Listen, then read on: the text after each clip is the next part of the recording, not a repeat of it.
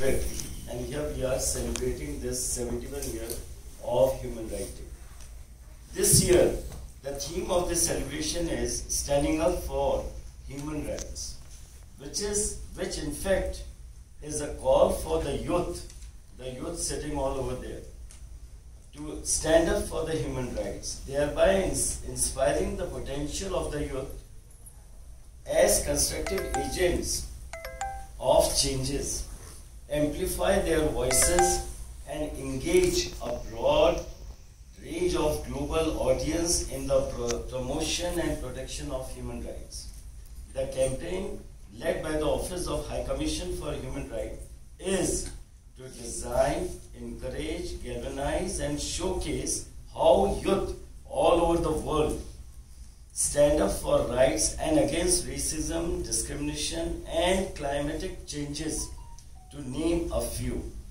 Participation in public life is a fundamental principle of human rights, and therefore youth participation is essential to achieve a sustainable development for all.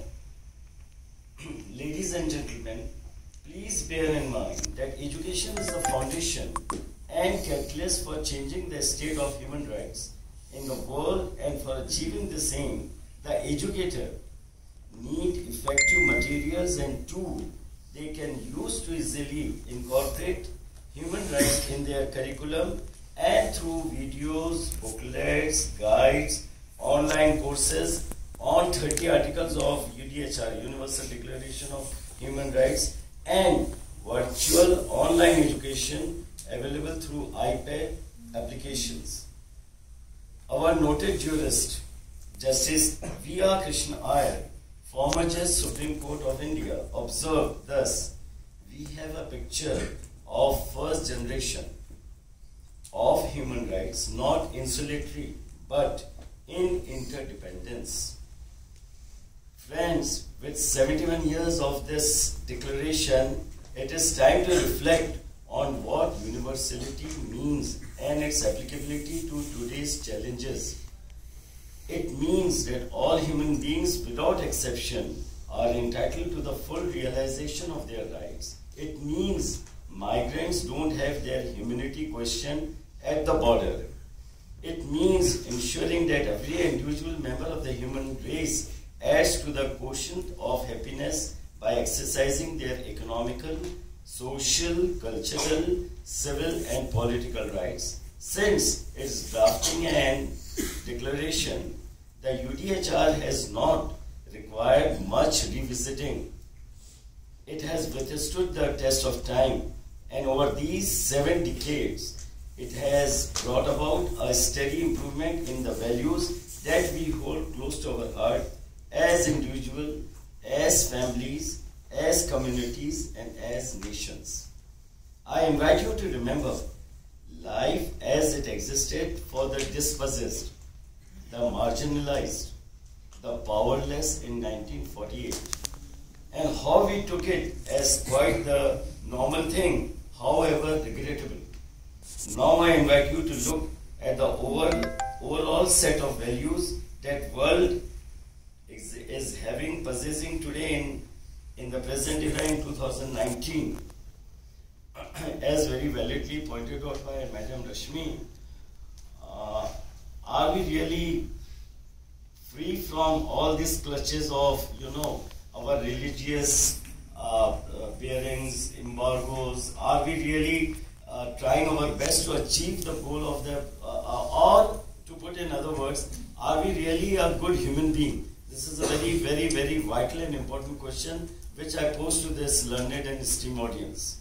Women, children, minorities of all kinds now have a voice, and they now use this voice with confidence of being heard. The young generation, which is the young students and the generation which is sitting here, I'll just invite your attention to today's news reportings only. One about an adopted daughter killing her father. Another, the father killing his daughter for honor killing. So can we say that we are in an advanced stage, we are a very advanced country where all these things are happening? Can we say that a helpless doctor who was simply swept away by 4 culprits was done away after, ravishing her? And can we say that their killing of those accused would come within the ambit of the law which is governing us? These are the questions which you must examine and you must introspect, my dear students. The change is dramatic, to say the least. I am nowhere suggesting that we are living in a utopia today. We still have to cover a big, long distance before we can say that this world is governed by a just and merciful God. But the UTHR has definitely been a tool that has helped us to become more sensitive human beings. Respected members of the audience, no period in human history has ever been free of strife and challenges, and this period is not different either. However, our perspectives, our sensitivities, the tools that are at our disposal are different. As always, this is again a challenging time for human rights advocates. A time when many human rights norms and standards are under threat. A time when we are witnessing a revival of xenophobic populism, isolation, conflicts,